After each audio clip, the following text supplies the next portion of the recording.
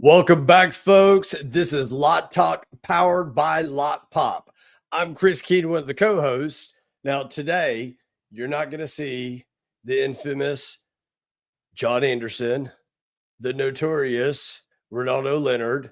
You only got me today, but there's a reason. Because we're just coming off the holiday weekend. People are vacationing. Everybody taking some time off. We actually decided, instead of filming today, we had 3 amazing episodes at the end of season 1. Now, I highly recommend you guys go back, check out episode 28, 29, and 30. But today, you are in for a treat. And here's the treat. We are going to take some supercuts. We're going to take some really solid content to give you a teaser of what you might have missed in episode 28, 29, and 30 from season 1. And it's from 3 amazing individuals. These 3 individuals share a lot of the same vision we share about our automotive community. Now, the whole reasoning behind LotTalk powered by Lotpop is we wanted to give back a lot of really good nuggets that we get in the hundreds and thousands of calls that we do each and every month, because we hear from peers across the industry some really best practices and some things that might be hindering them in ways that they've overcome them. In episodes 28, 29, and 30, we had Nathan Shaver, who is managing partner, president, GM of the Shaver Automotive Group there in California. We had Chris Palmer, who is the vice president of the Casa Auto Group between Texas, New Mexico, and Arizona. And then we have Rob Dell, executive vice president of the Bob Ruth Ford store out in Pennsylvania. So we got the West Coast, the East Coast, and in the middle of the United States, 3 very, very, very impactful leaders in our automotive industry, your peers, and people that honestly we value. We value the things that they bring to our industry. So today, I need you to buckle up. I need you to tune in, get your ink pen out, get you a couple little teaser notes. And then when you get an opportunity, go back and watch all 3 of those episodes. There's some really good stuff in there.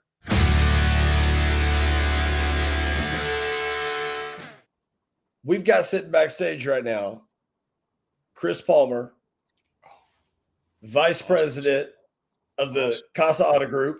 Oh, down my in El goodness. Paso, Texas, Al Prescott, Arizona, Las Cruces, New Mexico, Alamogordo. These guys are growing like wildfire.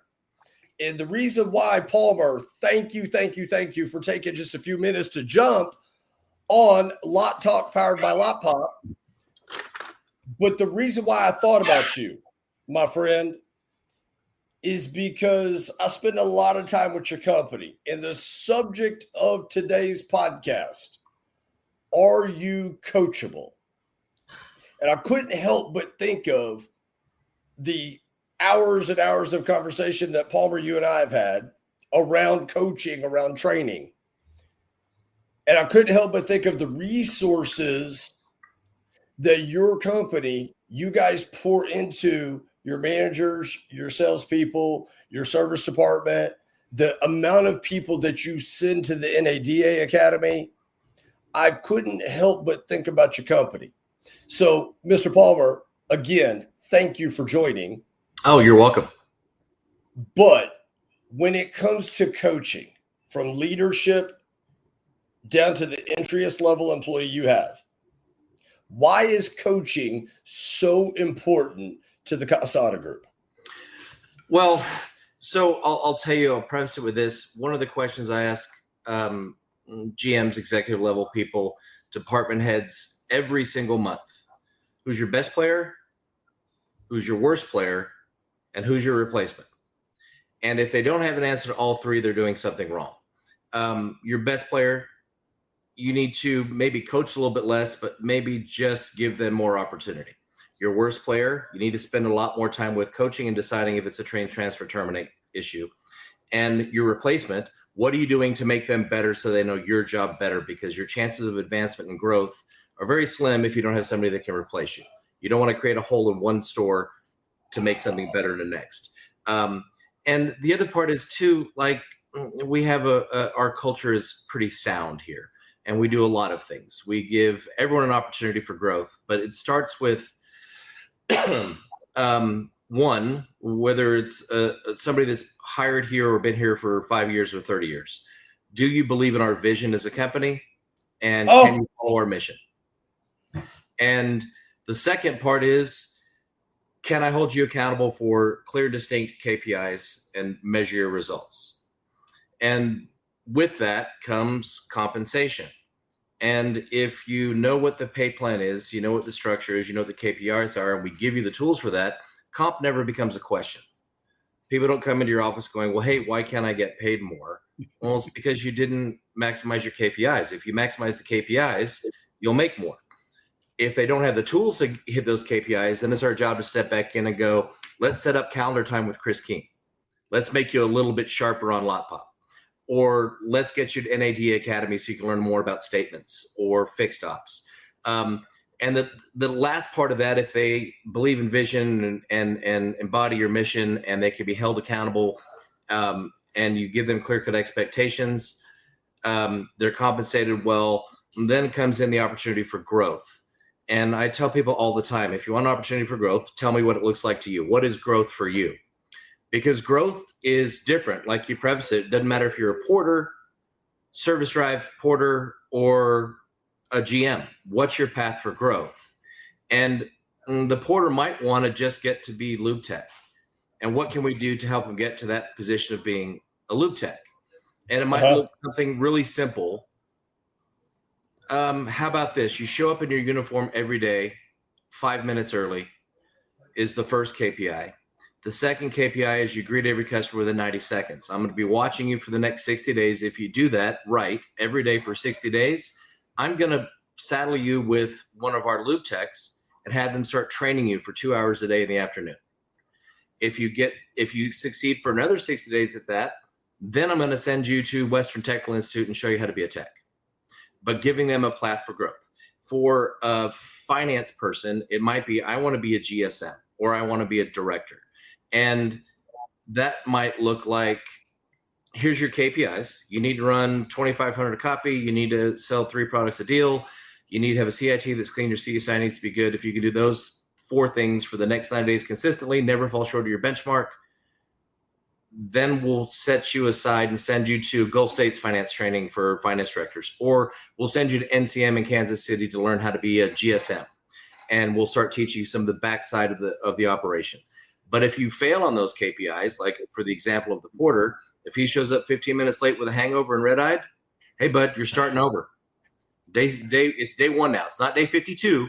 Now you start over. It's day 1. You need to prove consistently through that process, because we are responsible for giving them the opportunity for growth. They're responsible for the growth. Right. So, John, Palmer just talked about Palmer. Man, I should have thought to bring you on earlier this show today, but he just talked about Ronaldo. He just said it. Mm-hmm. If they can understand our vision and recount our vision to us, we're going to invest in them. We're going to invest in them. Right. Because they're coming down that same path, and we're going to coach them. We're going to train them. We're going to train them. We're going to coach them. We're going to coach them. We're going to train them. Oh, and then hey, let's go. But here's the part that really just kind of revved me up, and I got the goosebumps all over the place. If you are late one day, you start over. You go back to day 1. It's not day 52. Day 1. Yeah, and I'll tell you a really funny anecdote, because this happened in the recent past at our Kia store with Junior. I was in the showroom just checking on things, and 2 different people that were in the sales department came to me that had been finance managers, sales managers in another dealership, and they said, hey, boss, I just really want an opportunity to get back on the desk, or I want to get back in the box. Same day, like within 20 minutes of each other. Wasn't planned. And I tell the first guy, I said, well, if you want to get back on the desk, we have a hole in service. We're not buying enough cars off the drive. If you can commit to being on the drive every morning at 7:30 and appraising 10 cars for the rest of the week, we'll have another conversation. So the next guy comes, he goes, okay, boss, high five. I'm there. Don't worry. I'm going to buy some cars. Okay, great. Second guy comes, I really want to get into finance. And I said, simple. What time does the finance director get here? He gets here at 8, sir. I said, be here at 8. Sit down with him, help him verify payoffs, call and check, chase titles, help him with save a deal, spend an hour a day outside of your scope doing those things. Okay, you got it, boss. Woo-hoo. The next morning, where do you think I was at 7:30? On the drive. On the service drive. And where was that dude? Not there. Not there. on the service drive. He lasted 60 more days with us. Yep. Wow. I go to the finance office at 8:30. Hey, where's Raul? Oh, I'm not sure why. Oh, he said he was going to be here this morning. I called him. Hey, I thought you were going to be in finance this morning. Oh, no, boss, I had this thing and this thing and the other. And I said, okay, cool. All right, appreciate you, but that's it. Off the radar, right? They got to prove they're willing to grow. Right. And that proof comes in effort a lot of times. Yep. That people are not willing to give. And so you know what their exchange rate is. This is what I want, but what am I willing to do to get it? And that is brilliance. Yeah, that's the brilliance between you and how you direct that team and lead that team and the results that organization is experiencing every day. Great to see you, my man. Appreciate you jumping in. Yes, sir. That's why that organization is as strong as they are. Mm-hmm. Yeah, John, I know leadership. he's probably provoked a thought or two in the last couple minutes here. Anything for Palmer Anderson that you just grabbed from him, because he just spit a lot of really good stuff out. I ripped off a page of notes while Chris was talking, man. Chris, I can't tell you how much I appreciate you jumping on with us, and I mean, just listeners, viewers, if you didn't grab some nuggets from that, I mean, we can't help you. I mean, that was absolutely tremendous. And I love the thing I love is always coming in with that mentality of who your best player is, who your worst player is, and who your replacement is, right? Having that mentality of who's my replacement, because I gotta make sure that person's getting the food they need so that I can move on. So I just love that, hammering that process on time and time again, right? And so I got a whole page full of notes, but that was one of the things that really stood out to me, is that mindset that you got to have to, one, making sure you're paying attention to who your best players are, your worst players are, and then thinking about, if I'm going to move on, I gotta make sure I'm equipping someone. That's it. Absolutely. That's it. Well, thank you guys for inviting me. This was fun.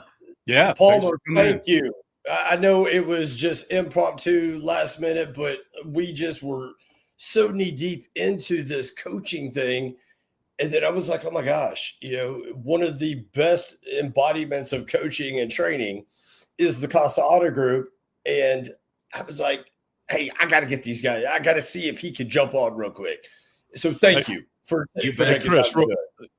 real quick too. The thing that impressed me is from Chris and the team there is how willing they are to invest in their team. Right. We'll send you to NAD Academy. We'll send you to NCM. We'll provide the tools you need to help get you to the next level and help our organization continue a consistency of success. And you just don't hear that often, that here's the path and here's what we'll do for you. We're going to invest in you. And that's refreshing to hear that, because it just doesn't happen everywhere, unfortunately. Yeah. No, not at all. Palmer, thank you again so much. I know you're busy. Appreciate you dropping in. Would love to have you back on for a full episode Absolutely. Here in the very, very near future.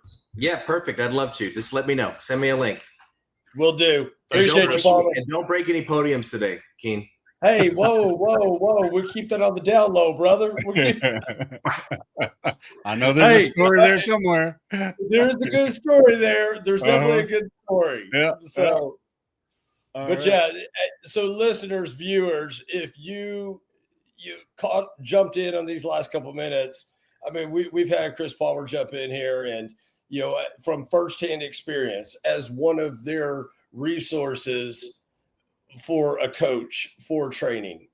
I can firsthand testify to that their team understands that the investment that they've made with, the different resources they have, doesn't matter what resource it is, when that resource comes in, whether it's simulcast via or virtually via a Zoom call or in person, their team understands this is what we do at the Casa Auto Group. So, Mr. Palmer, again, thank you so much. Appreciate you a ton.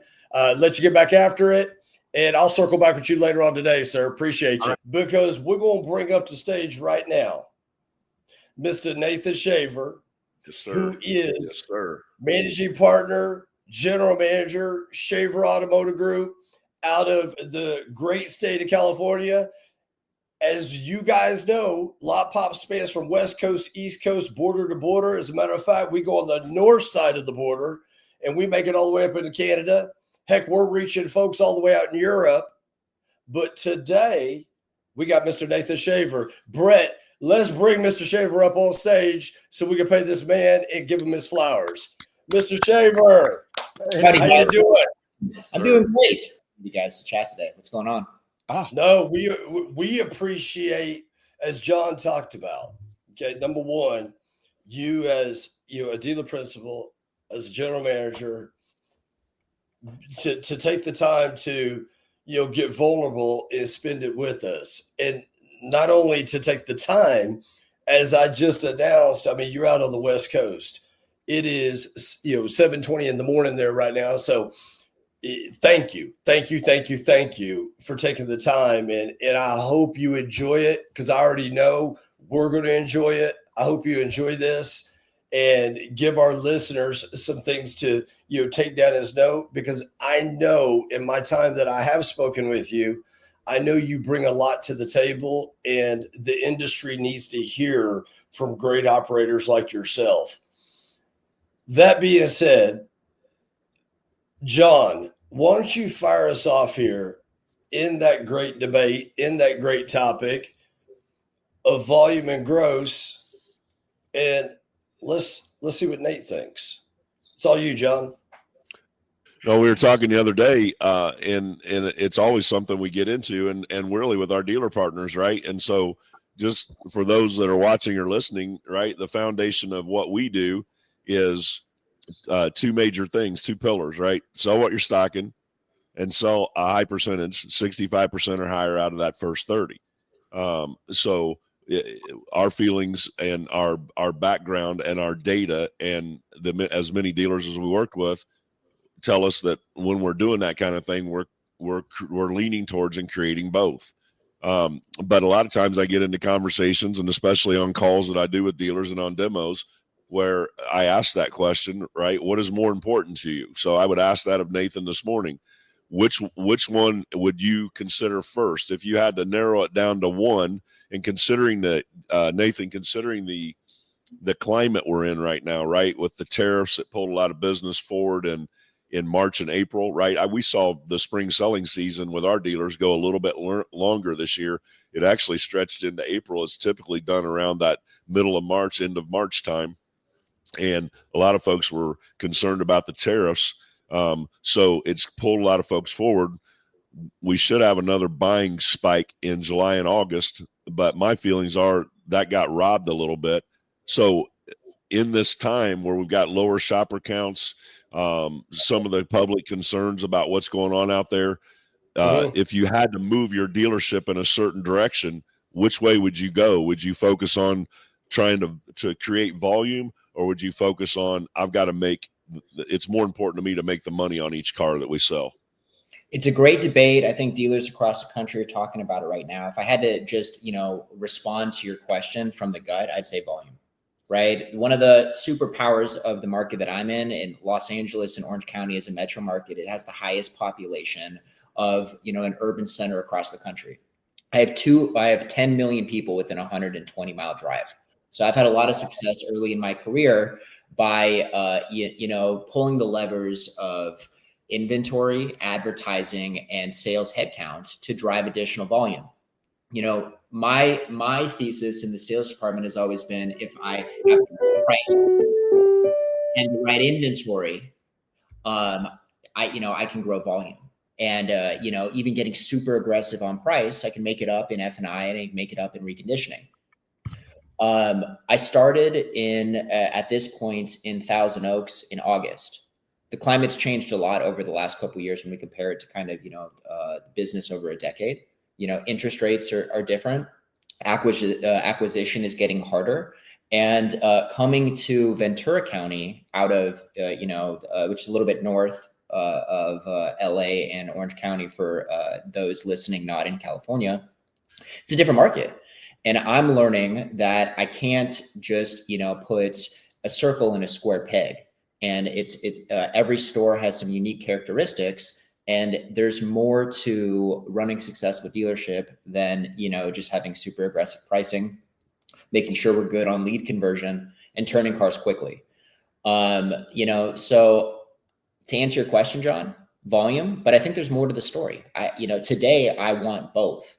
And what really gets me amped up to talk to you guys is I've never been able to run a high volume, even a fast turning used car department, whether it sells 150 used cars, whether it sells 400 used cars.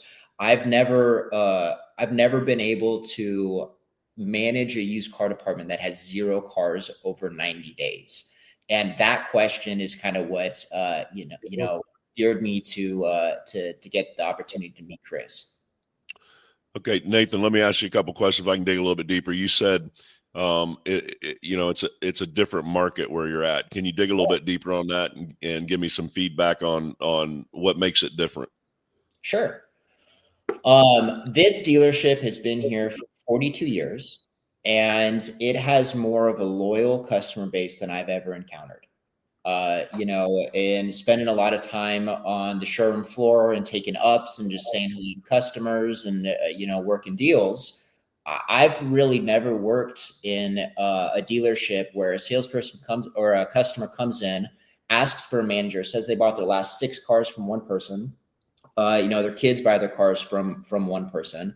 And, just logically looking at a car deal, assuming that people are driven to the dealership based off of pricing and merchandising alone.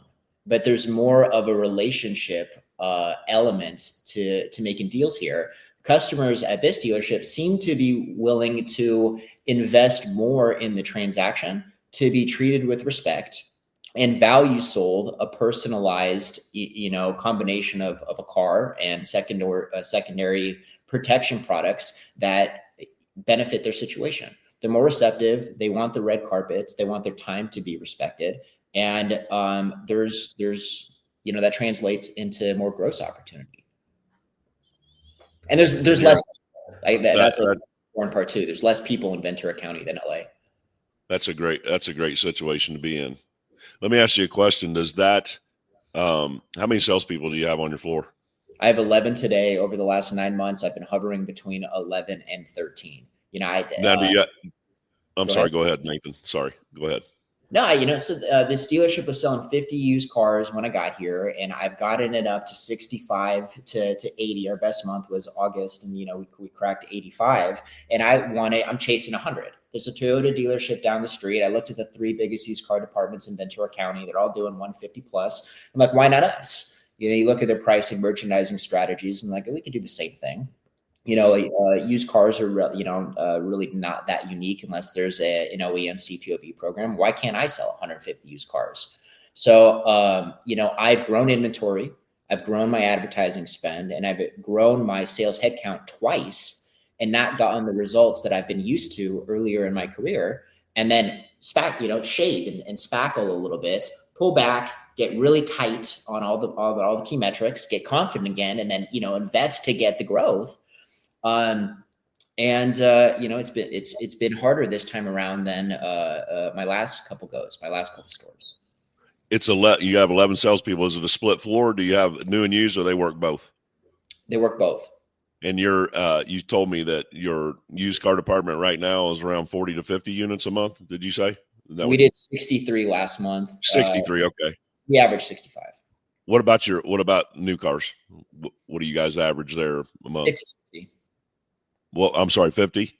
50, 60. 50, 60, so 120 a month. Okay.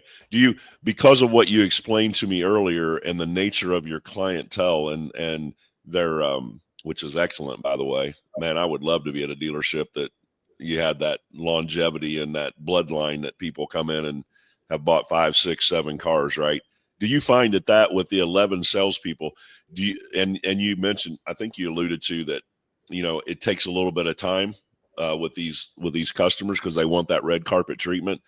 Do you find that with 11 salespeople that cuts into the time a little bit because they're maybe spending a little bit longer time frame with those individual customers, or no?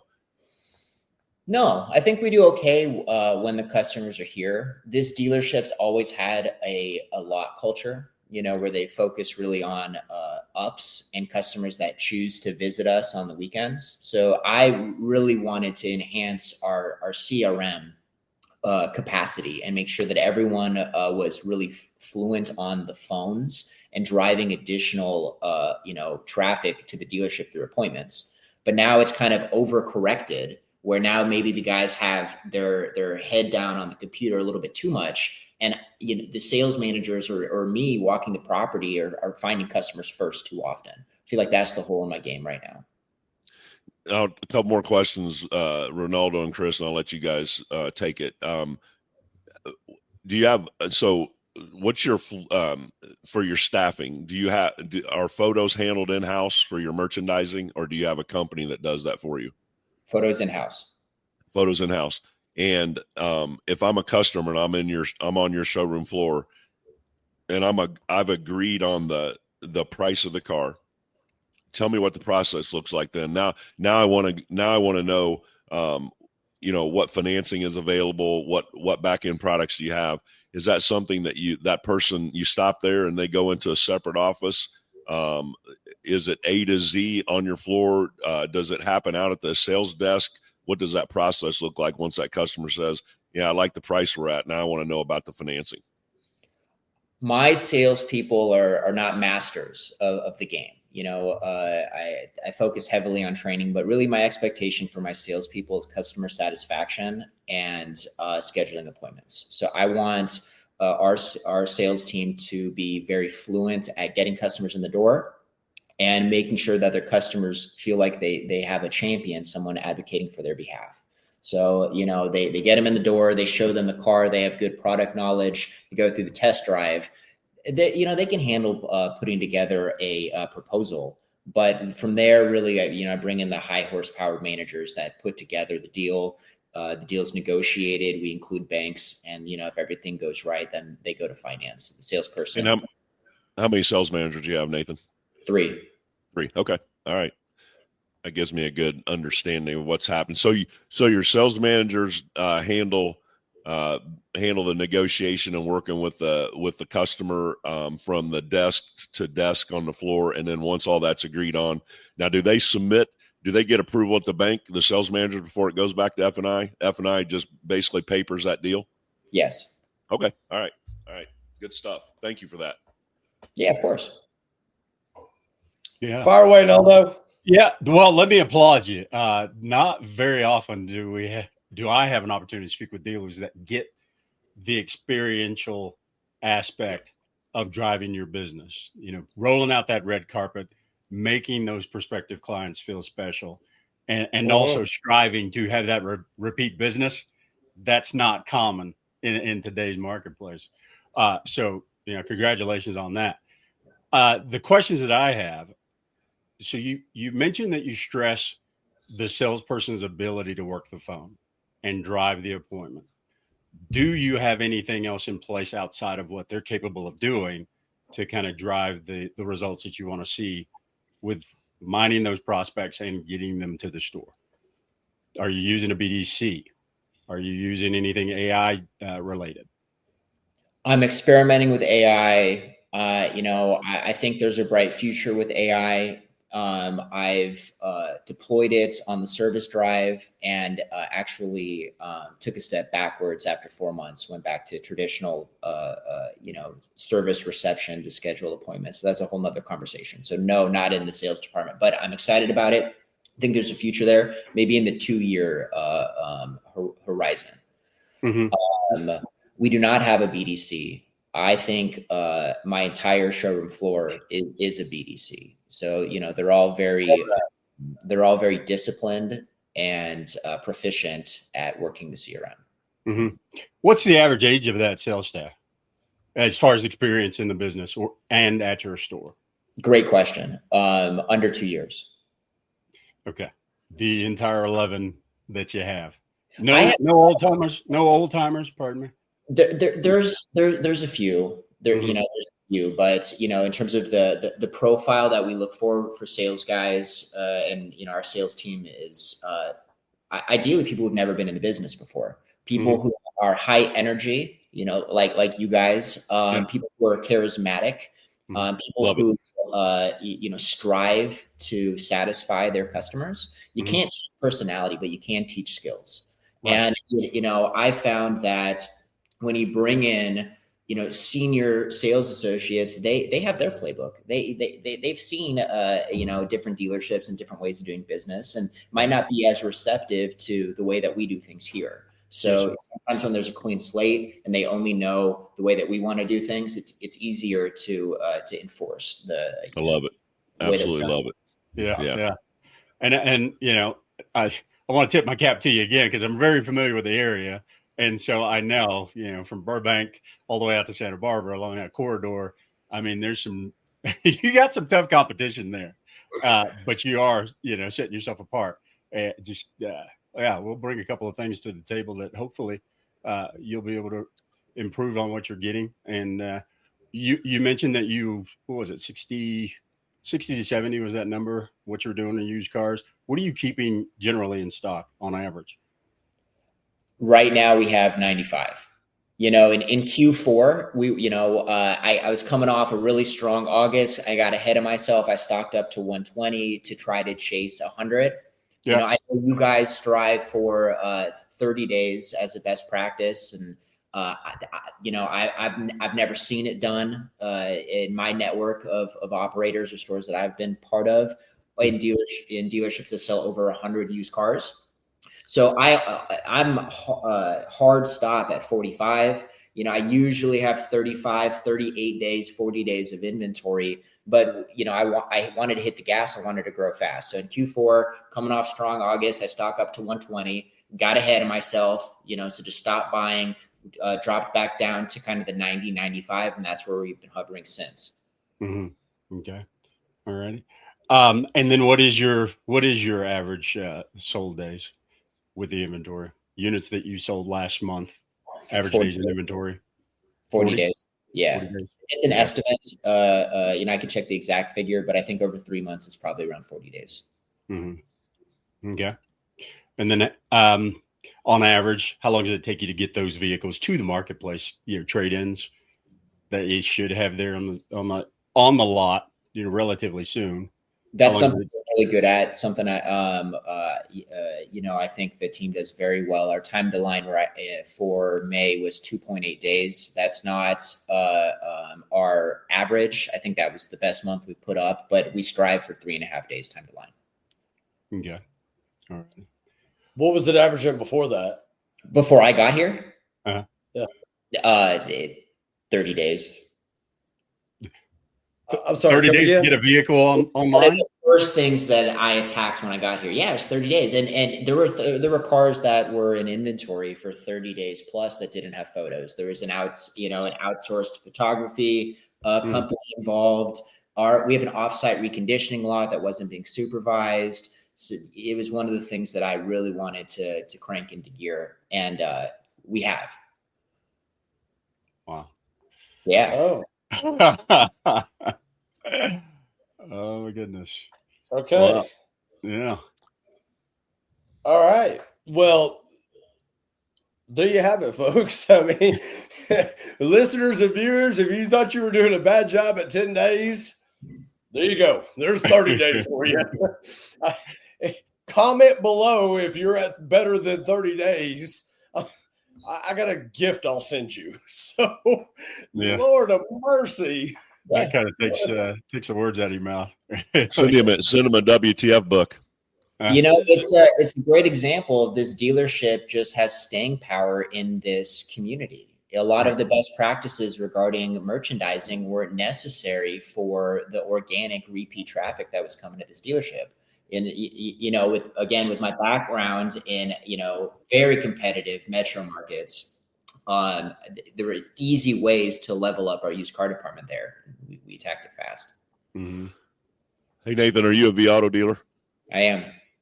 So when you look at your home screen on Viato, on average, I know that it ebbs and flows, but on average, what does your used car inventory look like based on? Well, first of all, how do you have your buckets broken out? What do your buckets look like? 0 to 15, 0 to 30. How do you break them out? 14 days. 14 days, and then what does your percentage of dollars? Because you're a dealer, and we look at units and dollars. But obviously for you, managing that ROI is so important, right? So when you look at that percentage of dollars, how does that break down in your 0 to 30, 31 to 60, and 60 plus on an average? I love that you brought up ROI, and I think it's a big part of the conversation that gets neglected, right? So this conversation about volume and gross, I think, in the sales department, when we manage the sales department, there might be an overemphasis on gross versus net. And 100%. by net, that's, kind of a big influence on internally when we're debating, do we go for an extra 20 units or do we get tight and disciplined and try to, optimize PVR with what we have? But to answer your question, I have a $3 million flooring line. I usually have less than $500,000 aged. Okay. 60 okay. plus. And 60 plus. Okay. What about that middle bucket? Where do you typically set with that by percentage of your dollars? Is that, would you say a third? A third of it? Okay. All right. At this store, we're holding 2 to 4 points higher on our book than I would traditionally want to do for the first 14 days. There's a little bit more front end opportunity here. The average income per capita of the demographics here are higher, and customers are willing to pay a little bit more for unique special used cars. So we do hold up the price a little bit more than I'm used to on the first price bucket, which, has the implications for the cars getting into those middle bands. Okay. Nathan, are you a believer in holding costs? Of course. Glad to hear it, my friend. What do you calculate it on a monthly basis? Do you know what your holding cost was last month? Let's define holding costs, right? So we talk about it internally every month. It's part of when I'm reviewing my financial statements. Yes, I review the holding costs of my new and my used inventory. And what we're talking about internally with holding cost is the flooring per car, the advertising per car, and the policy or inventory maintenance per car. So I break down all of those and I look at them on a per car sold basis, and then I combine all of them, and that's how we talk about holding cost per car. So you don't add your comp in there? No, we don't. I have a separate conversation about comp. Yeah, but you don't consider that as part of the cost of doing business in the overall? Of course we do. Okay. Yeah, we usually include that component into the calculation for holding cost per day, per average. Yeah. So how do you guys define it? So I was going to give you, Nathan, I'll give you the calculation here. We look at so how we break it down, which is the way I learned from my mentor, Ed French, is total department vehicle expense. So your total used car department vehicle expense, your sales and finance comp, any delivery and policy expense, and then I'll bring you to a subtotal, and then take their department retail units sold and divide that by 30 days. And that'll give you that daily holding cost. So I will calculate that and get back to you guys. In your current state, though, I'll send you that calculator too, Nathan. Yeah, absolutely. Yeah, and for any listeners, viewers, if you would like it, just drop us a note. You go to LotTalk, LotTalkPodcast.com, connect with John, Ronaldo, myself. Be happy to send it to you as well. But in your current state of how you're measuring holding cost, what is, if you don't mind sharing, what's your average holding cost right now? It actually fluctuates more than I'm comfortable with. The difference of dividing, 45 units sold or 80 units sold can really cause some Sure. fluctuations there. But on average, it's $400. Boy, you just know how to. There's not many folk that ever Right. leave me speechless. Okay. Right. There ain't many folk, Nathan, that ever leave me speechless. And you've done it twice now. Twice. Okay. You got this old boy from Oklahoma just scratching his head here. Okay. But It's okay, though. But this is, hey, Chris, this is, and Ronaldo and Nathan, I mean, this is an important part of the conversation, right? When you start talking about volume, when you start talking about volume and versus gross, right? Because Nathan hit it on the head, right?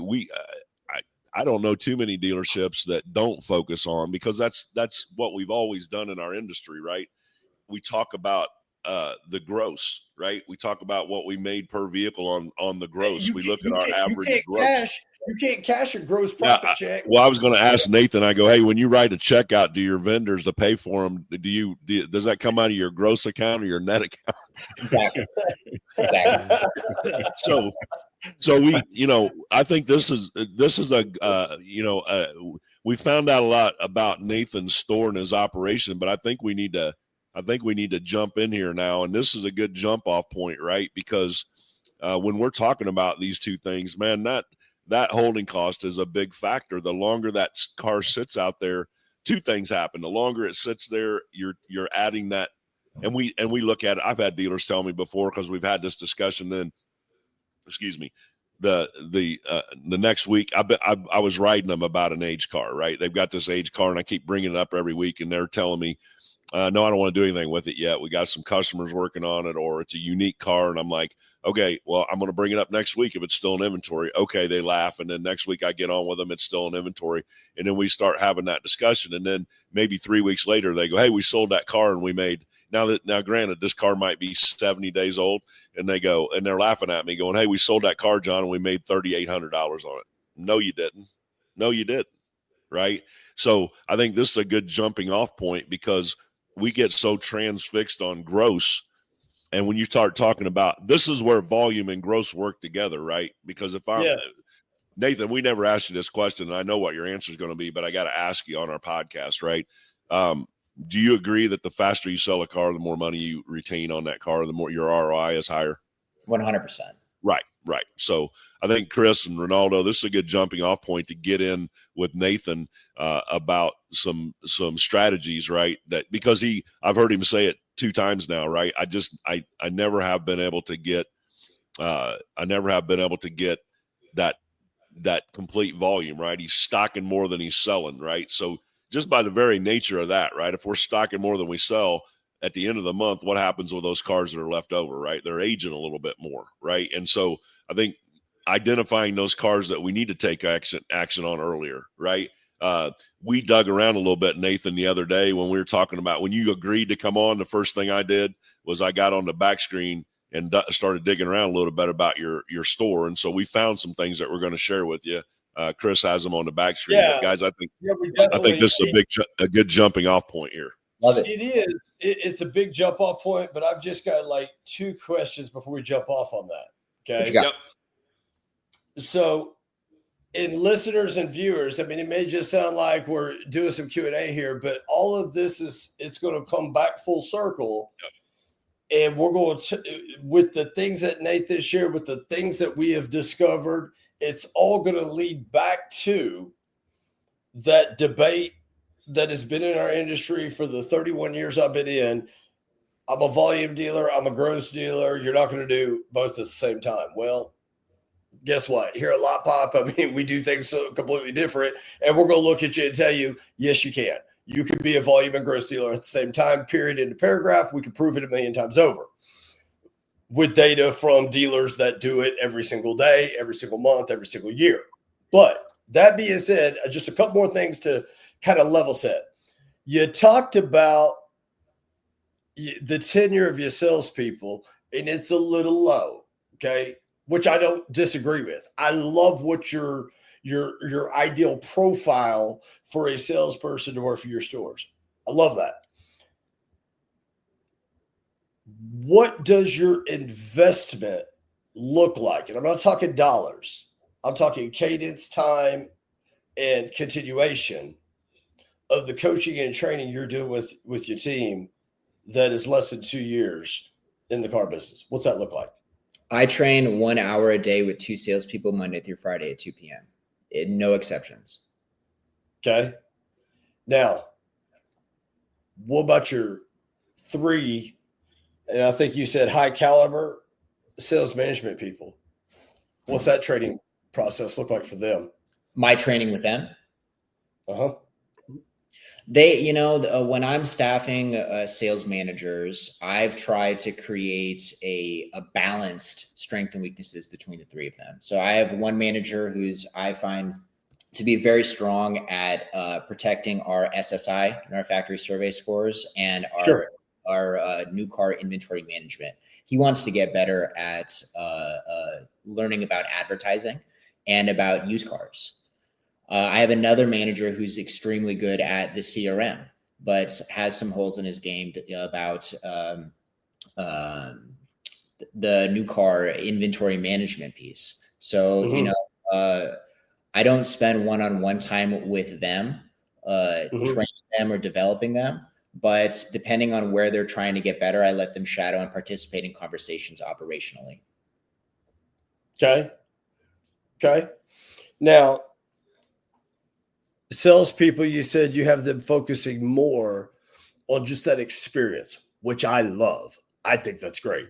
Making sure that we're giving that red carpet treatment, making sure they're staying very focused on being that go-to person for the consumer public out there.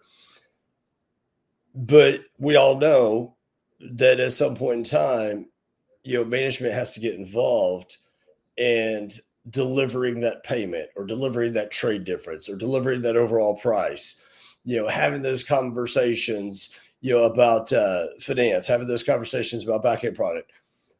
What does your TO process look like, and what is mandatory? What is a no exception period? We're trying to bring the customers in early in the process. So right in the traditional steps of the sale, there's the meet and greet, and then there's the customer interview. We TO at the customer interview, so there's management involvement early. And because of the size of my dealership, the managers are able to kind of wrap their arms around everything going on pretty well. So we get them involved early. So they say hello, they know about why the customers are there, they confirm the appointments in the morning, they have good lot awareness.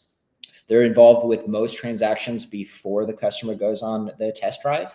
And then, after the test drive, the salespeople do say, hey, if everything looks good today, are you interested in purchasing the car? They create a preliminary proposal, and then the manager jumps in and does the heavy lifting. On average, how many ups a day do you get? Are we including appointments or just lot ups? Just people donning your doorway. Half a dozen. 12 a day. So 360 half a dozen, 6 a day. Yeah. Fresh ups. That's the way we calculate it south of the Red River. Yeah. I know you brothers in Oklahoma have a problem with your gazentas, but that's 6 a day. Yeah, my gazentas was off there. So 180 a month. 180 a month on average walking through your doors. Now, I'll ask the same question, but about your sales managers, about your ups in your digital dealership. How many ups are you getting? And how often are your sales managers TOing your digital dealership ups? We do a good job with that. So right now we're getting about 1,000 leads a month. When I started, it was about 800. And I'm cutting advertising right now because by getting more leads, our closing ratio actually went down. We weren't getting more deals. But we have a process in-house called MLT. It stands for Manager Live Term, where if there's two-way engagements between a customer that's not on the property and a sales rep, the sales rep always asks for the appointment. And if they're unable to schedule appointments, they turn the customer live to the manager. And then the manager tries to get the appointment. Okay. Do your managers take time harvesting outside of an MLT? If there's time. You know, I'm constantly thinking through and debating about, do the managers have enough time to do everything that's expected of them? How many managers should I have? What's a priority? What's essential? What's required to grow? And what's nice to have? You know, my managers juggle a lot of things on a daily basis. We're not perfect. There's definitely always room to improve in the CRM. But if we sell less than 5 cars a day, I think that the managers should be very involved in the CRM to drive additional business. And then if there's not a customer in the showroom, they should be trying to get customers in the showroom. So last question is, when it comes to you've talked about, like from the beginning till now, you've talked about how you have a very strong loyalty factor. A lot of people that have, they come back all the time, they buy cars from you, send friends and family, etc. Did I understand that correctly? Because that's what it sounded like. Yes, that's my impression of the dealership. Sure. With that being said, and now here's where my directness comes in. Do you feel like you lean too heavy on that? Yes, 100%. And that's why I wanted to, pump from out of markets through the CRM. That's why I focused on that, my first year here so heavily. But for whatever reason, the execution wasn't there. I wasn't able to get the lift that I anticipated or that I want. I wanted to hit the gas and go from 50 to 100 used cars. Looking at the market, I think that all of the necessary ingredients to sell 100 used cars out of this dealership are here, but I didn't get the boost. I've tried twice. And, both times on a quarter per quarter basis, you get the closing ratio up 12, 14%, your average units per salesperson is going up. And then, you take a calculated bet on spending more in advertising, hiring a couple additional salespeople, increasing inventory by 10, 20 units. And, both times I started to get an aging problem because I didn't get the boost in volume. And then you exhale, hit reset, and try it again. I'm on the tail end of trying that for the second time right now. Do you think, and let me be a little bit more direct on the second part of that loyalty leading on it, do you think maybe sometimes because of that loyalty factor that you may look at some of your processes and say there's nothing wrong with our process, we got loyal customers and it's working with them? Definitely not. And that's why I'm here today. I am definitely not opposed to getting in the mud, pointing out our flaws and trying to get better. We definitely have some areas of our sales process where we can get better. And that's what I prioritize in my training with the salespeople. And I look forward to hearing from you guys on additional things that might not be on my radar of helping us sell more used cars. Well, let's jump off into it. You stock at 95, selling on average 65. You had the 1 month that you came out, you banged it out at 85. Now, I'm going to ask you 2 questions here. And if you don't want to share them, that's fine. I'll use some averages, maybe use some fictitious numbers. But your average front end and back end gross, what are those? Front end 0, back end 2 Gs. And there's like a $500 range there. Is that California doc fee? Aren't y'all like mandatory set at like $75 or something? Yeah, it's 85. 85. I knew it was something crazy. Well, have you like heard from some dealers out of 20 groups and hear some of the crazy doc fees they have? I have heard. I'm envious for sure. There's actually a bill being debated on in the Senate in California right now to increase the doc fee. And go out there, get all the car guys together, get your picket signs up, let's get after it. We'll come join you. So, all right. So, Brett, do me a favor. Take and put on stage So viewers, you'll be able to see it. Listeners, we're going to go through a couple things here. And what we're going to go through is we're going to break down Nathan's dollars, his turn, and then we're going to look at some things that he could do right now to improve both his volume and his gross, and be able to do that simultaneously. Okay. So what we're seeing here is your average stock at 95, your average monthly retail used car sales at 65, 0 on the front end, 2 G's on the back, $85 dock fee at an 8.21 turn. Sound about right, Nate? Yes. All right. So Nathan, what this comes down to is you're a $1.6 million used car department. Average age in inventory, 44 days. Now, I don't have to do the math on you take your 400 and those extra 14 days on each car. You already know what that math comes to. It's 5,600. But looking at it from that vantage point, now you made the decision that didn't turn out to be a good one. Hey, let me ramp my inventory up to 120. Then all of a sudden you saw your age going up. And we started finding some inefficiencies, found some challenges. It didn't help push you to where you needed to be at, or what your end goal is of selling what you stock, turning in that 30-day period. Because arguably, if we have a dealer in the Pacific Northwest takes over a store, they were stocking 75, 80 cars. John, you'll remember this dealer. They're stocking 75, 80 cars. Sales teams used to sell 75, 80 cars, and all of a sudden the guy bloats it all the way to 225, 250 cars, thinking that's going to help him sell more cars. And all the money he spent doing that, it gave him a little bit of a lift.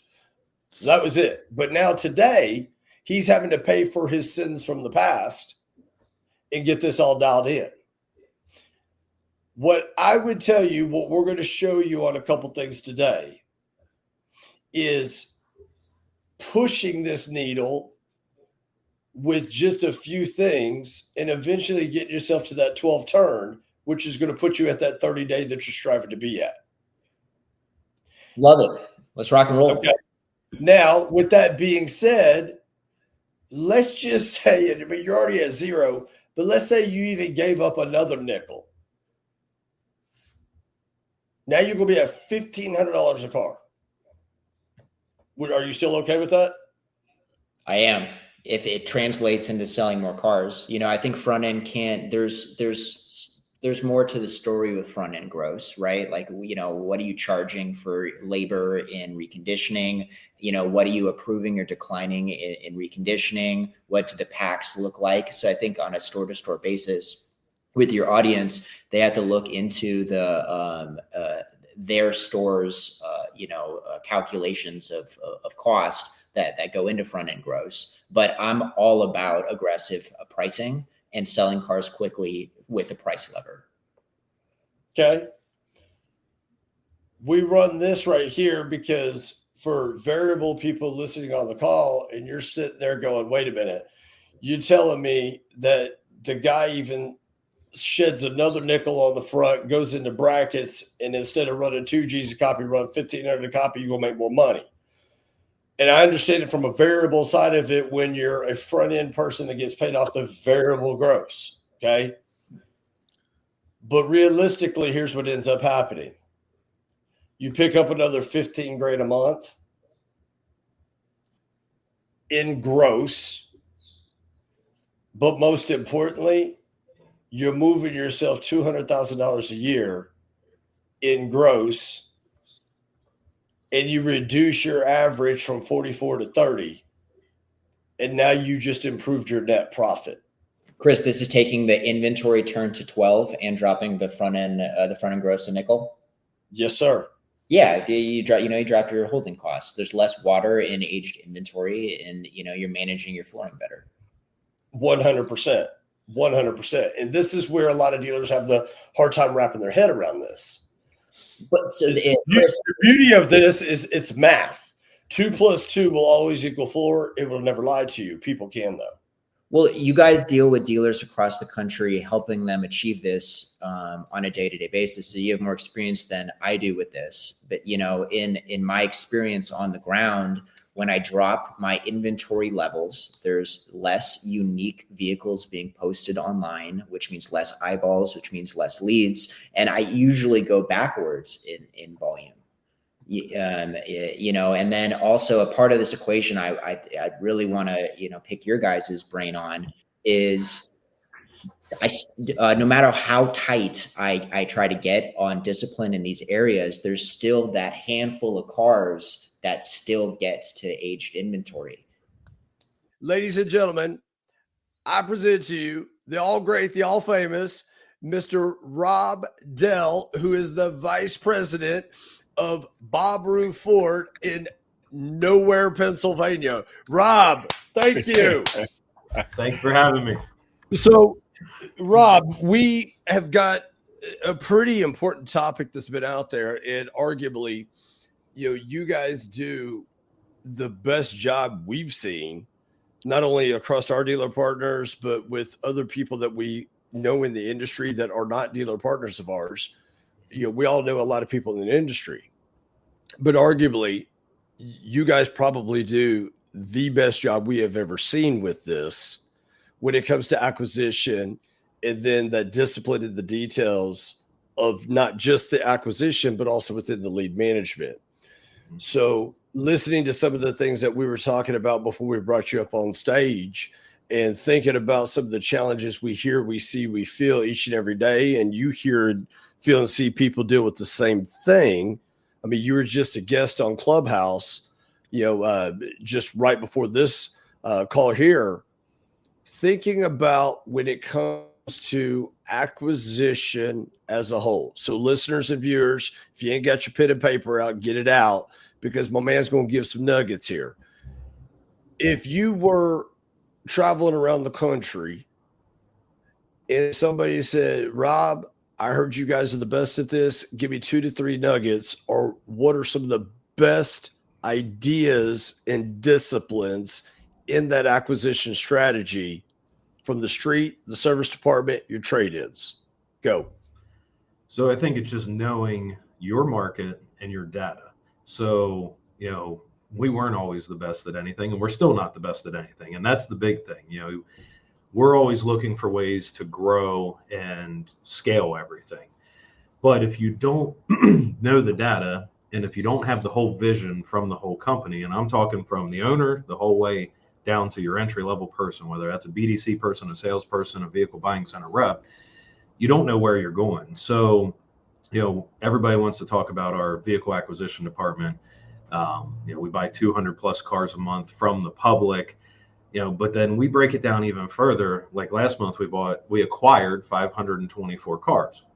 And I think it's important to know that, because you're retailing cars, you're trading cars, you're going to the auction, and you need to know all that data, but then go further and look at how are you performing. And, one thing Lotpop has definitely helped us with over the, 6 years now we've been a client is, what is my 2-week sale rate? That's the big thing. And, if my 2-week sale rate is 150 used cars, I need to make sure I have that pipeline full at all time. Ronaldo, you said it the best. Like everybody wants somebody in their phone that's a specialist, right?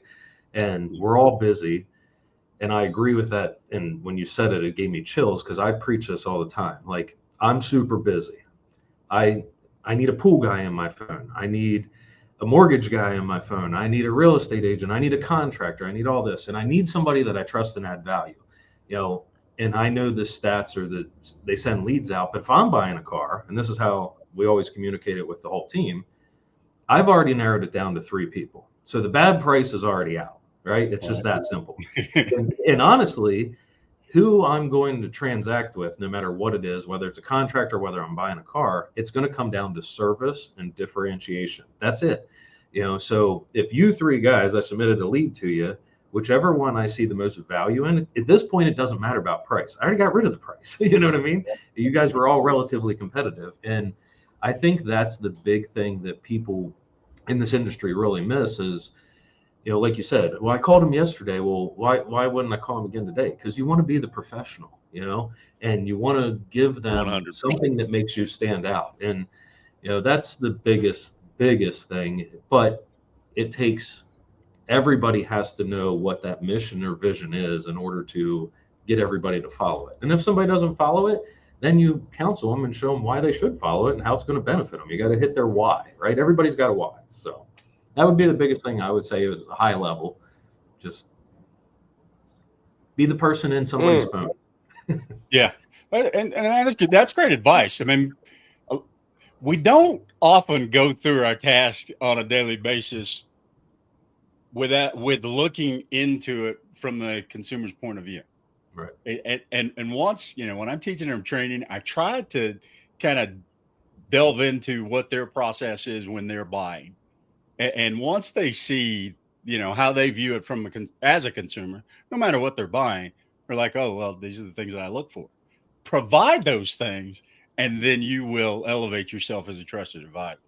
And so the why part of it, the piece that you just mentioned, you got to dial into their why and then tailor your message around that to get the total buy-in and the commitment to the processes. That is why 500 cars in a month that you guys acquired last month. That's unbelievable. Yeah. I've got dealers that do that over a year. All right. But there's a very good reason. They don't dive into the data the way that you do. So yeah, thanks for adding that. Sure. So, Rob, those 500 that you guys purchased, were those all retail pieces, or are you guys saying, hey, we're going to buy everything? And some of those were, okay, cool, we bought it, but it's not our piece. Let's wholesale it. Yeah. So, and I think that's where, you got to have buy-in from the entire organization. And, our buying center started out in necessity out of COVID, looking for a way to be more profitable, not pay auction fees, and listen, we still go to the auction.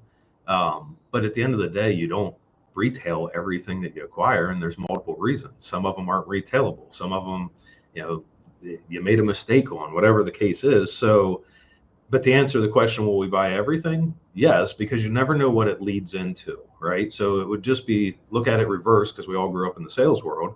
You don't want to sell the car and take the Mini. Well, I remember, I don't know, a million years ago when I sold cars, it feels like, I sold a car, was so mad it was a Mini. Well, the guy was a heart surgeon, which I didn't know at the time. And I ended up selling his family 43 cars over the next 2 years, right? So same thing, if, we got a call to appraise a car last week on the acquisition side, and it's a Cadillac with 130,000 miles, like an 05. It's not in our wheelhouse that we're really going to retail it. Well, find out it's an estate and the customer has 20 other cars, right? So now, to be honest with you, none of those cars are really retailable, but does it matter if you can acquire it and liquidate it and still turn profit? No, it doesn't, So I think it's just opening the mind to what is possible. And that's really how you, I think, increase the vision and grow and scale things. It's just simple little things like that. Don't, I talked about this on the last podcast I did. A lot of our team, we have a lot of open communication from the whole way to the top to the whole way to the bottom. And people will be like, well, we can't do that, or that's not possible. And I ask them, and my answer or my question is, who said? And when you ask somebody that, they never have an answer, right? Like never. Like, well, I don't know. Somebody did, but I don't know who that person is. Well, then that shows you that something could be possible, and then you can work towards it. And look, I am the one that'll come up with crazy ideas that do not work. I'll be the first one to tell you. But if you don't challenge yourself and believe, you won't grow. I started in this business 18 years old because I liked cars. Sold cars. I found out in 6 months it has nothing to do with cars. It has everything to do with data, customers, growing, learning, building it, and just you got to keep that mindset. So that's where we're at. Oh, I love it. So now I want to, I'm still on this, like this. I'm fascinated by the 500 plus cars that you guys bought. Make sure I understand it's right. You want to break down. That's crazy. No, I don't want to break down because I don't want you to give up all your secret sauce. But this is what I want the listeners and I want the viewers to understand. Okay. You bought 500 plus cars. Mm-hmm. They weren't all retailable. You took when you looked at the car, because you looked at your data and you said, hey, this isn't a retailable car for us, but we're still going to buy the car. Now what you've done is you created a second profit center, but doesn't that also give you space? So when you do trade for a car and it's from, Bob and Betty Jones that have bought 35 cars from you over the last 20 years, doesn't that give you space because of the ones that you liquidated, created another profit center? Doesn't that give you space to give drug money for something if you need to? Drug money. I love that. Yes and no. So retail is always greater than wholesale. So, we are retailers and we collect customers, right? And I think that's the big thing Rob Ruth and I talk about all the time is, we sold 411 retail cars last month. That was an all-time record for us in volume, and that was great. So there's 411 customers we acquired. But then we look at it differently on the vehicle buying center side or the trade side. Those are all customers that we collected also. So, and then what do you do with them? So, look, we're not running some big, huge wholesale operation that is super profitable by any means, because in the retail world, you're still going to make mistakes. But yes, to your point, as you scale law of averages, it gives you flexibility. That's what you asked. 100%. John, I know you've been writing frantically and you've got notes there because that's just what you do. I know you probably got something for Rob. Wait, is John, did he go? I was about to say, he's writing a note to Elon Musk. Man, I know you got something for Rob. I know you got something for him. Bring it. Well, first of all, I hope the listeners and viewers understand. I admit they probably don't, but Rob, where's your dealership located at? I mean, just proximity. You guys are how far from Pittsburgh and how far from Philadelphia? So Dillsburg, Pennsylvania, South Central Pennsylvania. Pittsburgh's 3 hours west. Philadelphia is 2.5 hours east. Baltimore is just shy of 2 hours south. If you look out if you look out my window, you see trees and mountains and fields. So you guys don't have a heavy populated city anywhere close to you? No, I mean, Harrisburg, Pennsylvania is a half-hour away. It's the capital of Pennsylvania. It's a moderately populated, so there's population around, but yeah, town of 2,600, and if you're going to get to a metro market, I mean, it's a hike. Folks, listen out there and watching. Town of 2,600, they bought 500. They ran 540 opportunities through their store last month. That's amazing to me, man. That's just excellent work. I have a question. I'm gonna flip over because I know this is something that I wanted to ask. We were talking about this the other day. So you talked about the retail side, and you alluded to the team there and understanding top down from the ownership, you on down through the lot porters and everyone. And I know you guys do an excellent job at that. What is the cadence like that your expectation or your team walks through on a weekly basis? Once they get a lead, what does that cadence look like? I know what you guys look like in our data, and I know how consistent you are, but if you don't mind talking to what you guys focus on and what you train in your store. So once I would submit a lead to your store, what does that cadence look like for your salespeople to reach out and continue to talk with me and engage with me? So it's ever evolving. And I think what we've really done a good job with over the past, I'm going to call it 6 months, is we have teams, right? So we have 3 different sales teams. So we have 21 salespeople. There is 4 people in the BDC, and then we have some remote BDC as well. So, lead comes in, and let's just call it a hot lead for lack of better words. It will go to a salesperson. The expectation is that's handled immediately. And then, from there, it's a roadmap, which could go into 17,000 different directions, right? But at the end of the day, the expectation is that customer is handled at that moment, that when the lead comes in, And then it's going to be followed up every day somehow. And it depends on what happens, right? Phone, text, email, send them an iPacket, just engage with the customer. And again, back to Ronaldo, you're trying to figure out what their why is or what their hot button is and remove the friction. But from there, like, let's just say ball gets dropped. Somebody doesn't do their job. Well, then maybe a BDC rep comes in. Maybe one of my sales managers on that team has to hop in. So it's really a team effort to make sure we maximize every opportunity, because at the end of the day, every lead costs money, right? It's some form or somehow you paid for it. But then go further, and we'll talk about this, I'm sure, in much greater depth. But then what happens when you have 10 leads on one car?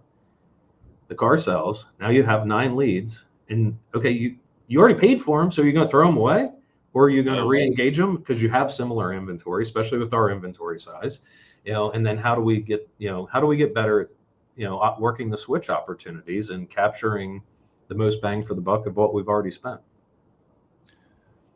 So just to follow up on that, so engage every day, and then how long? So so let's say that the recent data we heard is that the average buyer out there makes a decision in 46 days. Mm-hmm. So I'm a buyer I come into the market and I have an idea what I want, but I'm not pressed for time. And so I've engaged and I'm continuing to shop. How long are you guys going to engage with that customer? So you're contacting them every day. How long do you hang in there with your customers? And again, I know that's probably a multifaceted question, because again, you got some customers that will respond to you. Some customers don't respond. They hang in the shadows, and they continue to watch and continue to look. But how long do you typically hang on to a customer at your store? So you're right. It depends on, is the customer responsive or not. I'm going to tell you the first 2 weeks, we're trying to hit them every day. Are we perfect? No, we're not perfect. Nobody is, right? Right. Realistically, though, 90 days, and I would love to tell you forever. And there are some scenarios where it's forever because you can automate some of it and stay in touch. But, the first 2 weeks, it's going to be very intense. From there, I believe, if I sent you a lead, and if I was, say, non-responsive and you just kept hammering me 7 times a day, like, right, I would probably be a turnoff. So from there, maybe the cadence will spread out a little bit further to every 2 or 3 days. But I think, I would never, and we believe this from a company, I would rather have somebody say to one of my reps, listen, thank you for calling me, but stop calling me. At least they did their job. Than have somebody say, you didn't get back to me, or if we reached out to a lead and be like, well, I bought a car somewhere else because I haven't heard from you in 7 days. So, come at it from, again, it's adding service or value to the customer. But to answer your question, I think first 2 weeks, it's very intense. From there, it's going to tail off a little bit, but you got to stay at least 90 days in the game. Now, do you put them in after 90 days, do you put them in a long-term or okay. All right. That's what I thought. Yeah, I agree with you. And I thank you for that. Cause I always, when I was running a store, I always waited for that call where a customer would call me up and say, hey, brother, I appreciate you, but could you get Jeff off of me, man? And Right. I'm going to go out and high five Jeff, right? Because Jeff Hey, doing his job right. I bought lunch. I bought lunch for salespeople if I got that call. Right. Oh, yeah, that was the goal as a salesperson, right, to have somebody call 100%. Yeah. Right. Oh yeah. 100%. So that was that. Thank you for answering that, because a lot of times, and I see you, obviously you're a partner of ours, so I can see that consistency when we look at that 2-week sell rate chart and you see that red trend line, man. I just see that consistency every 3 days. So it means that, you guys are constantly contacting 80 to 90% of your customers on a regular basis. So it's just it's fantastic consistency show. But I'm on so many calls with different dealers, and I just hear all this. I don't think there's consistency in our industry, right? I hear some people that they hang on with a lead. They hang on with a lead for 72 hours. I was speaking at a conference, and some guys come up and talk to me afterwards, and the guy was at him, and he said, "Nah, after 14 days, if I haven't sold them, they don't even put them in long-term follow-up. So that's why I wanted to get that out there, because man, it's so important. Customers, you don't know when a customer enters in and sends you a lead, you don't know when they're intending to buy. You just don't. You can't outguess that. So yeah, good stuff. Yeah, 100%. Rob, I got two questions here. They're on opposite ends of the spectrum. Question number one, I mean, you talked about, first 14, 15 days. I mean, your team is on it like Blue Bonnet. Okay. And then after that, every, 2-3 days, what have you. And then after a period of time, we just put them in long-term follow-up. Okay, great. Do you have an AI system, and what is your opinion on AI doing the follow-up or a human doing the follow-up, and when should AI come in? That's so funny you asked that question. We did not talk about that before right now. So we do use AI assistants in chat, that is a product that is out there from multiple different platforms, right? And I think it is very helpful. I personally am working on understanding AI more because it's ever evolving. And I think there's a lot of stuff that is going to I don't even want to say come to the market, be able to help us. But at the end of the day, you have to understand AI. And I think in this industry, most industries, nobody really understands what it's capable of. I mean, we're at the infancy stage, even though it's exploding right now, right?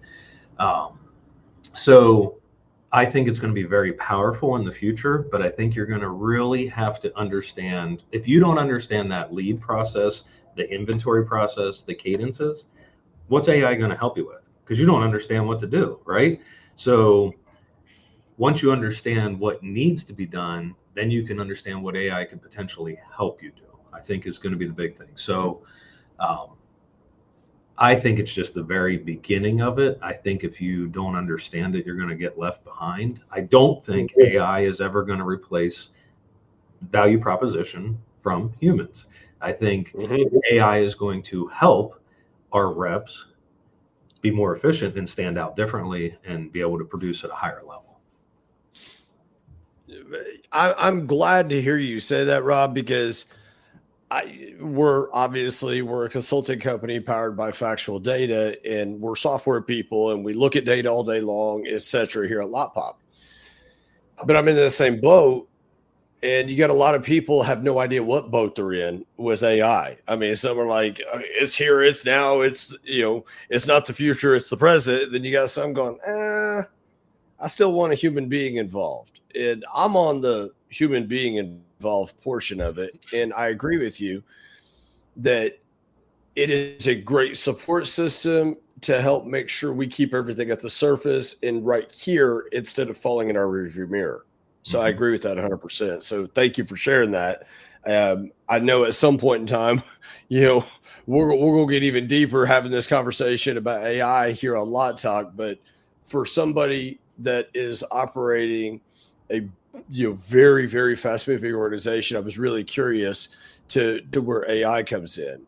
I want to back up one more, and this is where it's completely off where we're at right now. And I want to come back to this subject, but you brought something up in the beginning that in an impromptu a couple of weeks ago, we had Chris Palmer, the vice president of the Casa Auto Group down in Texas, New Mexico, and Arizona. And one of the biggest things he came in and talked about was that vision, that mission statement from the top down. Everybody knows what it is. Everybody knows what direction we're going. And he shared some things that, they do to foster that, to make sure that everybody within the company understands it. Talk a little bit, because you were pretty quick with the vision from the top down, and you were very quick about that mission statement, if you will, inside your organization. How do you get that to permeate across every single person in your dealership? So I'll tell you, it's very difficult. Okay, so you don't say. Yeah, it's very, very difficult, and we've done well in some areas and not well with others. But one of our one of our visions is to change the world's perception of the car dealership experience one customer at a time. Now that's a mouthful, right? But really, when I was talking about Ronaldo, it's standing out and adding value and service to people, right? And that's not only customers, but employees. One of our missions is hashtag road to 1,000. We believe we're going to retail 1,000 cars. So, and I'm going to go to the hashtag road to 1,000. So we came out with this, we got bracelets made up, we had shirts, right? And it wasn't communicated effectively is what I'm going to say. And some of the internal staff was like, these guys are crazy. It's never good enough, right? Like, okay, hold on. So we had to recommunicate it. Like, it says road to 1,000. It doesn't say 1,000 tomorrow, right? So, and I think that's where the open lines of communication come through, and use every channel that you have, just like you do on a lead. So, we have multiple things. We have group text for all these different things. I have a group text for acquisition. We have one for service. We have one for the sales managers, for the BDC. We use an app called Pronto for communication, and I'm just going to talk in the acquisition world. And every day, one of our buyers puts in there, hey, this is what we need, this is what we don't need, and he just puts in the perfect car to buy today. And let's say it's a 22 Mustang GT Premium with less than 40,000 miles. That constant communication, that constant feedback, and when I say everybody's involved in it, everybody's involved in it. So, Rob Ruth is our owner. He lives in Florida. He will chime in to almost every one of those things. I'm chiming in. If we're appraising a car, or if we have a lead problem or a customer concern, say we got a bad review, I bet you every thing that gets put in there, there's 5 or 6 responses. That's how I believe you create culture that buys into the vision. Communication. Love that. I love it. I love it. So what you're saying is too much communication is a good thing? And there's no such thing as too much communication. Now, you got to keep it positive. Like, you celebrate your victories in front of everybody. If I need to have a conversation with Ronaldo, I'm not talking about it in front of you and John. I can go talk to him if we got to have a hard conversation, but just keep it positive. But yeah, communication. And listen, some people come into our organization. This is a very difficult place to work because of the communication, because of the speed and everything. You don't have to be the master of everything, but if you're aware, you're being educated all the time. Yeah. Wow. I love Good that stuff. Yeah, Really good stuff. I love that. One of the things that I've always tried to help sales agents, BDC agents with is a concept of pride, personal responsibility for your individual daily effort. Mm-hmm. And getting them focused on, what their role is in the whole system and how valuable each cog in the wheel is. How do you communicate the things that you need to work on? Because one of the things that, just kind of jumped out at me is that you said that you always have things that you need to get better at. Mm-hmm. Some people see that as a negative and kind of walk around on eggshells when they're presenting that information. And in a transparent situation like the one that you have, what's the key to getting that out? So, I mean, I think it depends on what department you're talking about, what the task is, what the job is. But if I'm a data guy, I mean, I joke about it. Chris and I've talked about this. Like, I can drown you with a spreadsheet. That's just how my brain works, right?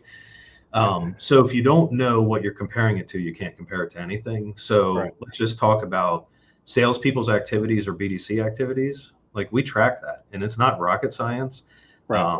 But I know if you 3 guys are all say equal salespeople or BDC reps, and if John has double the activities you do, even if his closing rate is lower, he's going to produce higher than you are right now. But if I can compare all those metrics against each other, I can have a non-emotional conversation that can help that individual. And I think that's key. So, and like, look, and the beauty of Rob Ruth and I is I'm in the day-to-day operation, right? I got acquisition, I got 2 service departments, 3 parts departments. I got all kinds of stuff going on, but we have all this data that we all look at, and Rob will be able to spot it from 1,100 miles away that I never saw. Well, by him spotting it, us talking about it, now I can go down to whoever I need to go to, whether it's the manager, whether it's the individual, and just be like, hey, what if we change this? And ask them ask them why. Okay, Ronaldo, why is your activities half of what John is? Well, John's a rock star, he gets fed, whatever, but it's factual, right? It's not feelings. Right. Like Coming to you. Yeah. that is the key, right? And then if you have that conversation, then you can work on it. And if you are sincere, if I'm your manager and I'm sincere about helping you, then it's going to create buy-in when you win, that I have your back, right? That's just what's going to happen. And I tell the story all the time, years ago when the expectation was a salesperson sold 10 cars, which if you're still living in that era, you got other problems. But when I would hire people, I was a GSM at the time, I would say, look, like, here's the expectation. You have to sell 10 cars a month. And I would tell them what the expectation was going to look like if they didn't do that. So first month, you don't sell 10 cars. I'm going to sit down. I'm going to counsel you.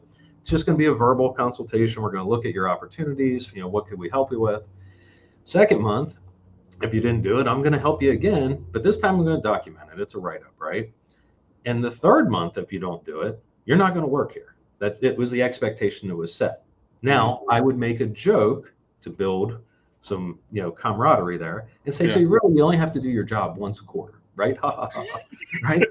But at the end of the day, they knew coming in what they had to do, right? It was just that simple. So I don't think if you just look at the data and be able to dig into it, but how many in this industry, how many even managers, even GMs, whatever you want to call them, understand all that data to even communicate it? And that's where that's why I say we can all get better, right? Like I don't know anything or everything. I know that. So yeah. Well, so I guess the takeaway from that for me is that you're surrounded by people who are coachable, but you bring a message that's going to be based in fact.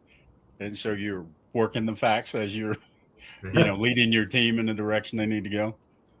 Yeah, that's solid stuff.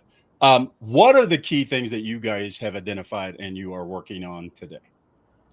Oh, we don't have enough time. I mean, listen, you don't have to go into detail. You just throw it out there. No, I mean, listen, everything starts with acquisition, right? You're never going to get a lead if you don't acquire a car, if you don't have inventory on the shelf. We have a very tight process on merchandising from day one, how we get a car to the lot, marketing, everything. But then I think the biggest thing that we still need to work on is how can we be more efficient in all those areas, including communicating with the customer. I mean, the world is just changing all the time. And, if you remember pre-COVID, Amazon had everything to your house in 2 days, right? We were conditioned. It's not that way anymore, but everybody still thinks it is that way, right? And that's because people aren't paying attention to what the shift is. But now if you look, if I order something from Walmart right now, it's 11 o'clock Eastern, I bet you it's on my doorstep by the time I get home at 7 o'clock tonight, right? So just being aware of what's going out there and really leaning into everybody and networking with people to see what's working and what's not.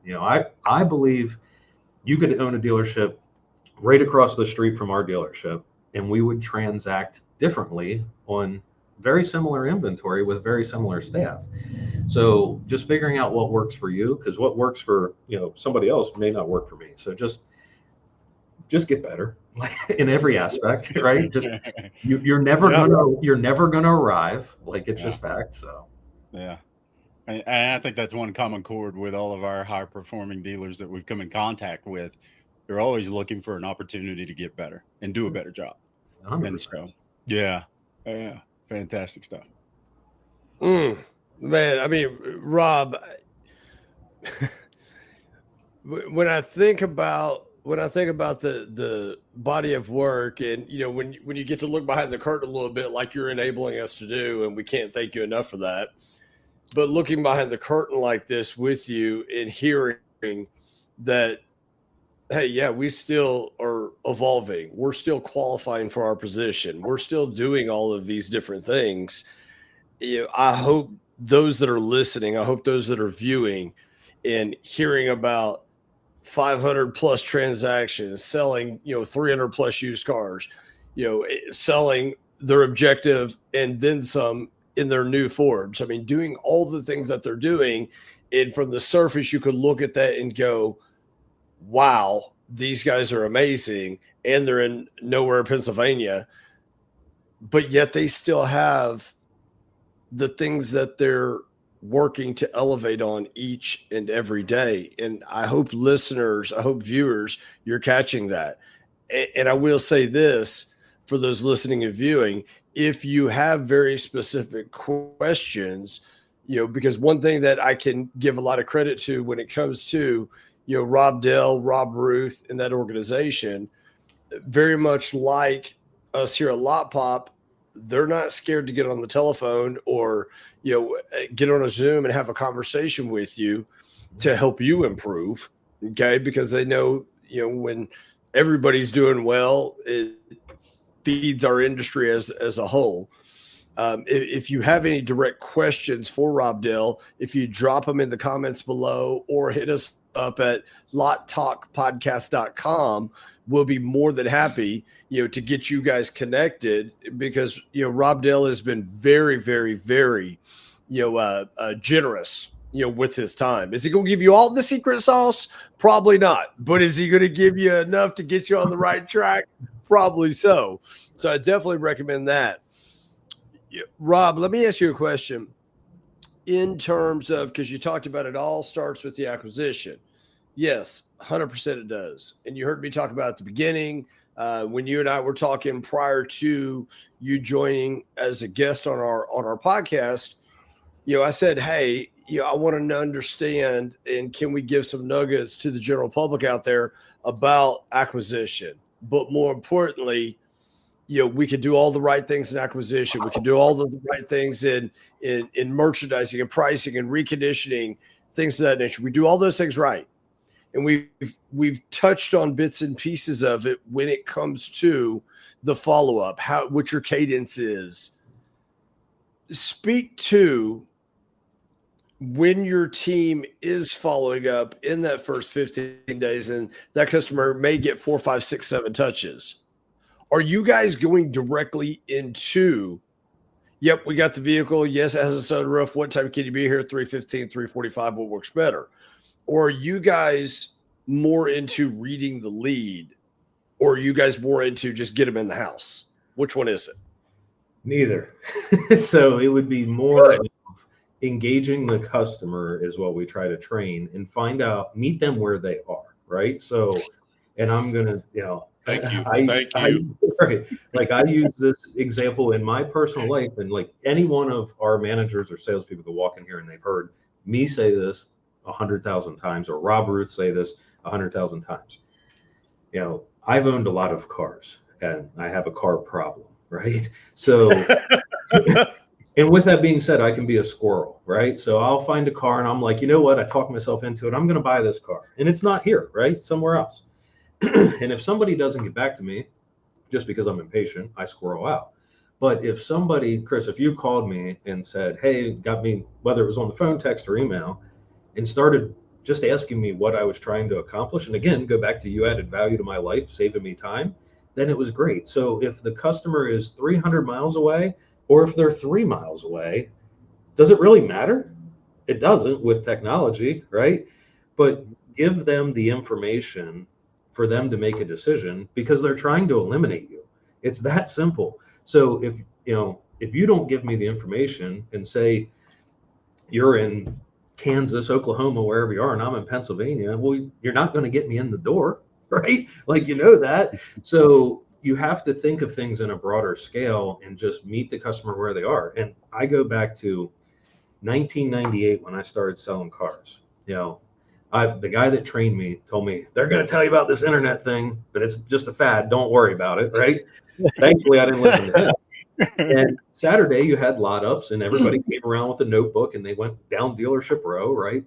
And I used to call it getting the Heisman. You go out and ask somebody how you can help them, and they would give you the Heisman there, right?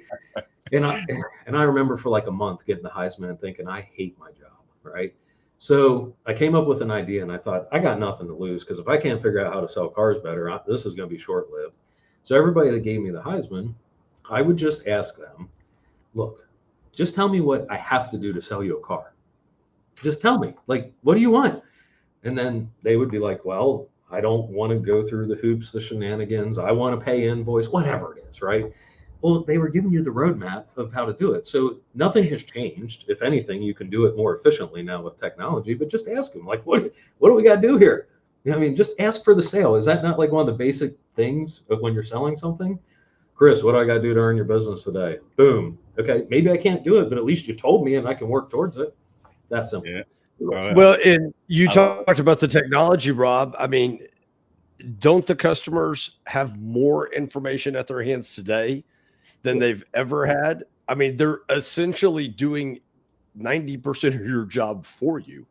The customer in today's world already knows more about the cars than any of us because they've narrowed it down. We have to handle 400 cars in stock, whatever we have, and we got to be a specialist in all of them. The customer wants this one. So they've already done all the research.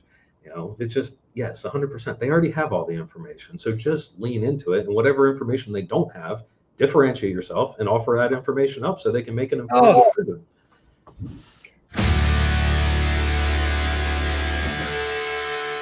I'm Chris Keene, one of the co-hosts. We thank you for tuning in. We hope each and every one of you guys had a wonderful holiday weekend. Hopefully we got 10 fingers and 10 toes left and nobody has flash burn.